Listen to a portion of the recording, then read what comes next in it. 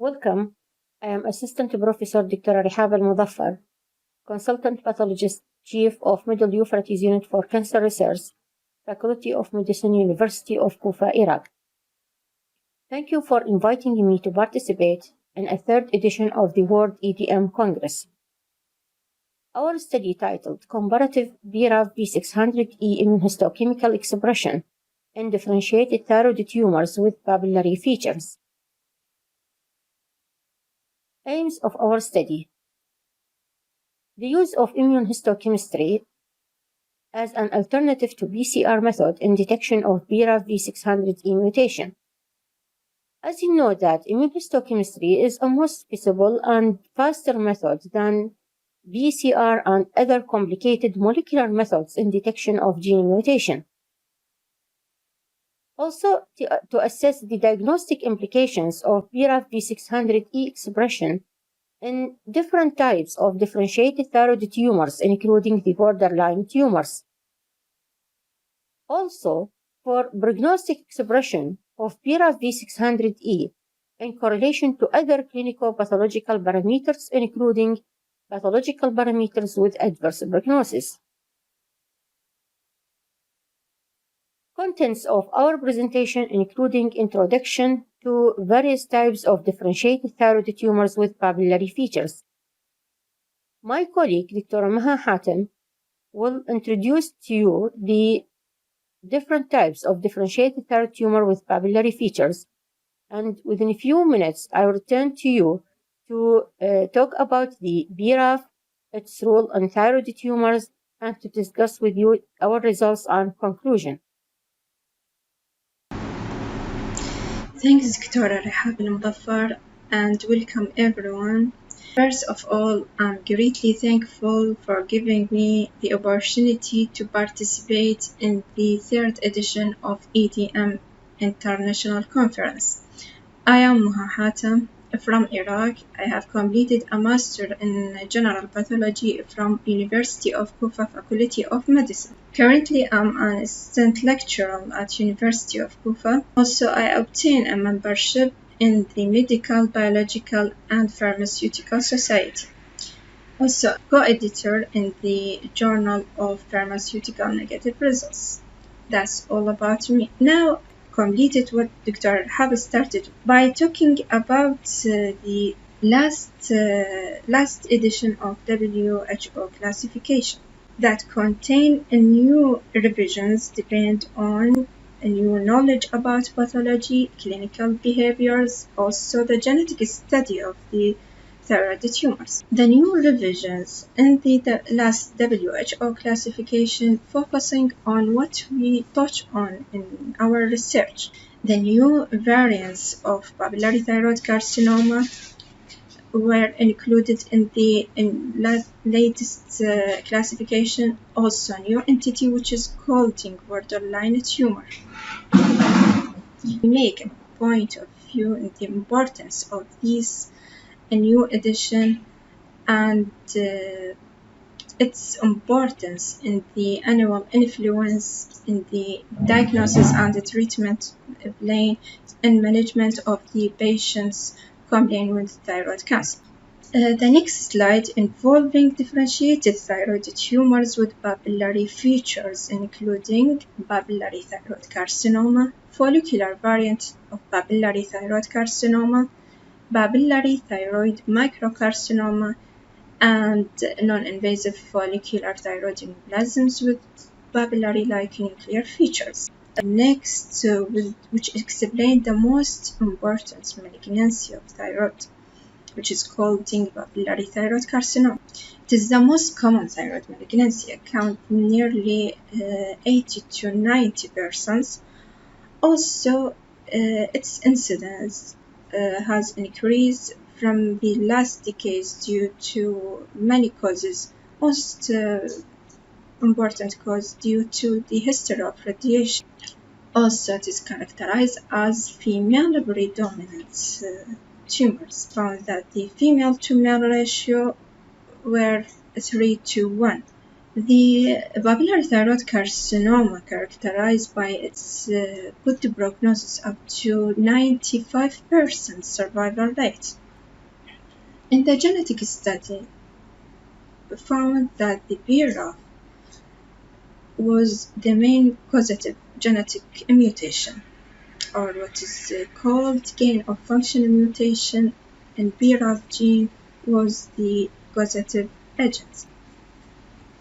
Then I completing with the important nuclear diagnostic criteria of papillary thyroid carcinoma, which is categorized into three groups. Firstly, the change in nuclear size and shape. Under microscope, the nuclei appear as enlarged, elongated, also overlapped, crowded nuclei. Secondly, chromatin. The nuclei appear as with a clear chromatin, or is called the orphan annuli. Also, we show the margination of nuclear membrane and classy appearance of the nuclei. Lastly, the nuclear membrane irregularity. The nuclei appear with irregular contour. Also, the folds and growth were found, and longitudinal pseudo-inclusion. All of these regarded as important nuclear characteristic criteria for diagnosis of papillary thyroid carcinoma. The next tumors, which is called the follicular variant of papillary thyroid carcinoma. And next, the other variant of papillary thyroid carcinoma, which is called the follicular variant of papillary thyroid carcinoma. It consists of totally or almost totally larger than 95% of follicular pattern. Also, it is characterized with absence of papillae, but it has most of the nuclear characteristic features of papillary thyroid carcinoma. Dr. Leo classified the follicular variant of papillary thyroid carcinoma into two groups, according to capsular invasion, including the encapsulated follicular variant and infiltrative follicular variant. The encapsulated characterized with the complete capsule or well-demarcated circumscribed border. Its behavior, like the follicular thyroid adenoma, genetically found the RAS mutation is commonly with this type of tumor, while the infiltrative follicular variant is prone to have the extrathyroidal extension, while infiltrative follicular variants, its behavior like the classical papillary thyroid carcinoma with infiltrative follicular variants, prone to lymph node metastasis and extrathyroidal extension, and its behavior found likely the classical papillary thyroid carcinoma. Genetically, the BRAF V600E mutation common with this type of tumors. Next, the papillary thyroid microcarcinoma. It is the specific subgroup of papillary thyroid carcinoma with a tumor size less than 1 cm in diameter. Mostly, it is located in subcapsular region with scar formation. So it is incidentally discovered during the surgery. Majority of these tumors are indolent, with excellent overall prognosis, with no need of additive treatments. Lastly, we go on talk on the most important entity, which is called the non-invasive follicular thyroid tumors with papillary-like nuclear features. Lastly, we go on talk on the most important borderline tumors, which is called the non-invasive follicular thyroid tumor with papillary-like nuclear features. The Dr. Nikiforov started a serious study about this entity and published, and finally his publication was paired within the last WHO classification. Non-invasive follicular thyroid tumors with papillary-like nuclear features comprise about 80.9% of all the papillary thyroid carcinoma cases. It is a non-invasive tumor, which is regarded as nor benign neither malignant tumors. The genetic profile of it with the RAS mutation. Lastly, we go on talk on the most important new entity were included in the last WHO classification, which is called non-invasive follicular thyroid tumor with papillary-like nuclear features. Dr. Nikiforova, during the year 2016, started his serious study with this entity and discovered that these tumors nor benign neither malignant, and it is described as non-invasive tumors with indolent behavior. These tumors has excellent survival rate after surgical incision. Its account nearly 18.9% of all papillary thyroid carcinoma cases. To diagnose the non-invasive follicular thyroid tumor with papillary-like nuclear features, there are many important histological diagnostic criteria, including a presence of complete capsule with a clear demarcation of the tumor from adjacent thyroidal tissue. No capsular invasion. Also, it is regarded predominantly from follicular growth pattern. It is characterized with the presence of nuclear features of papillary thyroid carcinoma with no well-formed papillae. The other supportive criteria to diagnose this entity, including absence of psammomobates, no tumor necrosis, no high mitotic activity, mitotic cell was less than 3 per high power field. Also no evidence of vascular or capsular invasion. After explaining these differentiated tumors of papillary thyroid carcinoma, but after time the recurrence will occur. Pathologists worldwide using many staging systems to make the prognosis and overall survival rate. At least many associated factors were noted to worsen the prognosis, including BRAF genetic mutation, unfavorable histological variants, including SALT variant, columnar cell variant, DOL cell variant, oncocytic variant, and other aggressive variants. The lymph node metastasis, extrathyroidal extension, also male gender, and age group when it is larger than 55 years. There is the most common associated factor that worsens the prognosis. Finally, thanks for listening and leave Assistant Professor Dr. Rihab to come lead the presentation. Welcome again. What is BRAF V600E?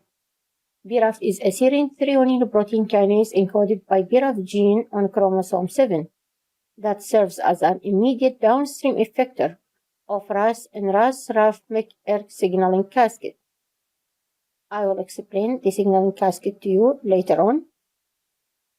More than 40 different mutations in BRAF gene have been identified in human tumors, including 80 to 100% of hairy cell leukemia, 30 to 70% of melanoma, 29 to 83% of papillary thyroid carcinoma, 30% of ovarian cancer, 10% of colorectal cancer, and the low prevalence in a non-small cell lung cancer with less than 5%. You can see that BRAF mutation can occur in papillary thyroid tumors in 29 to 83%, being more prevalent in papillary thyroid carcinoma of conventional type. Also in variants of papillary thyroid carcinoma, including infiltrative follicular variant, tall cell and columnar cell variants. In addition to differentiated thyroid tumors, BRAF mutation can occur in a poorly differentiated thyroid carcinoma and in anaplastic thyroid carcinoma with adverse or with poor prognosis. Mechanism of BRAF. BRAF gene is composed of 18 exons, and the most common activating mutation is found in exon 15. Why it is called BRAF V600E? In 90% of the cases, it is designated as a V600E because of transversion of thymine nucleotide to adenine, which results in transposition and substitution of glutamic acid for valine at position 600. BRAF gene provides instructions for making a protein that help transmit chemical signals to the nucleus. This protein is part of pathway known as a RAS-MAP pathway, which is a mitogene activating protein kinase pathway. This is the mitogene activating protein kinase pathway. I want you just to imagine that this is a cell with a cell surface, cytoplasm, and the nucleus. Tumorigenesis. A proto-oncogene can be a growth factors, can be a receptor on cell membrane, can be a cytoplasmic transduction molecules within the cytoplasm, can be a nuclear transcriptional factors, which will result in which induce a cell proliferation. Binding of growth factors to tyrosine kinase receptors on cell membrane will result in phosphorylation of GDP to GTP. This will result in activation of RAS gene, which is a cytoplasmic transduction molecule. Activation of RAS will result in activation of further cytoplasmic transduction molecule, including the BRAF, which ultimately results in activation of ERK molecule, which is a downstream effector molecule within the cytoplasm and within the nucleus.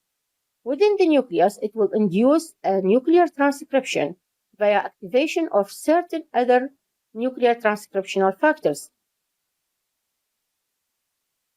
This pathway, continuous activation of this mitogene activating protein kinase pathway will result in or induce a cell proliferation, promote tumor growth, result in dedifferentiation and more aggressive clinical phenotype with a shorter disease-free and higher rate of tumor recurrence and poor prognosis.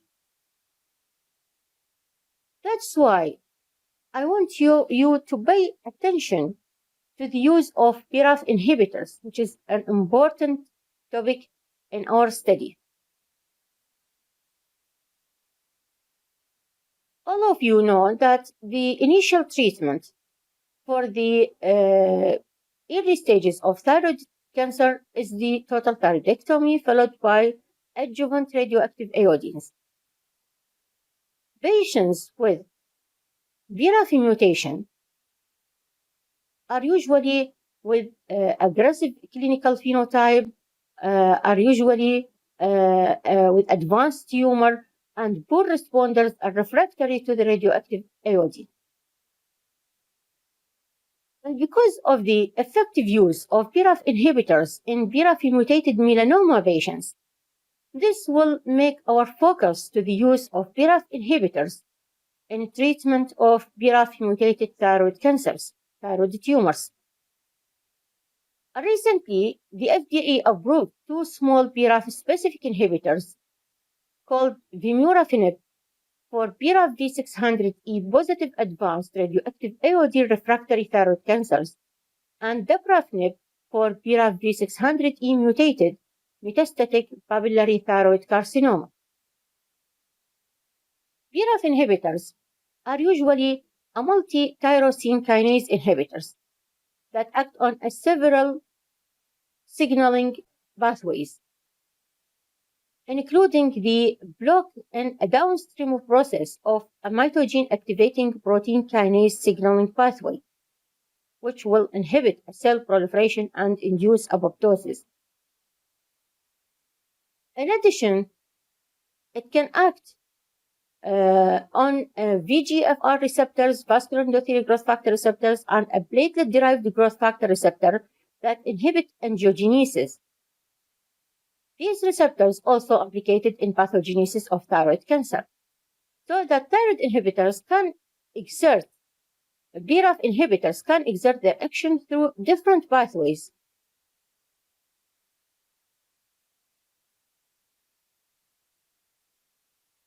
After this introduction, I'll discuss our results with you. The first table is a BRAF V600E immunohistochemical expression in various types of differentiated thyroid tumors with papillary features. As you can see here, that a BRAF positive expression occurred in 13 out of 27 cases of papillary thyroid carcinoma, and in 1 of papillary microcarcinoma, in 1 out of 13 cases of follicular variant of papillary thyroid carcinoma, which is the infiltrative type. A total of 15 cases, 27.3% of cases are positive for BRAF with BRAF mutation. You can see that no one of the borderline tumors were positive for BRAF. The borderline tumor, the non-invasive follicular thyroid tumor with papillary-like nuclear features, 10 cases, all of them negative for BRAF.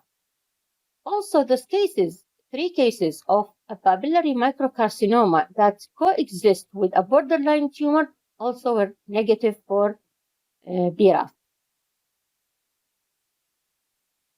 Another table will explain the BRAF V600E expression in correlation to certain clinico-pathological parameters. In this table, you can see that BRAF mutation occur in 8 out of 10 cases with a multifocal papillary thyroid carcinoma with a significant correlation, while no significant correlation with tumor size, with age group, and with gender. Another table explains the BRAF V600E expression in correlation to pathological parameters of adverse prognosis. Those pathological parameters with adverse prognosis that occur in malignant tumors are capsular invasion and extrathyroidal extension and lymph node metastasis. You can see here that BRAF positive mutation occur in 9 out of 13 cases papillary thyroid carcinoma with capsular invasion, and in 7 out of 9 papillary thyroid carcinoma with extrathyroidal extension with a significant correlation, capsular invasion and extrathyroidal extension in papillary thyroid carcinoma, while no significant correlation with lymph node metastasis.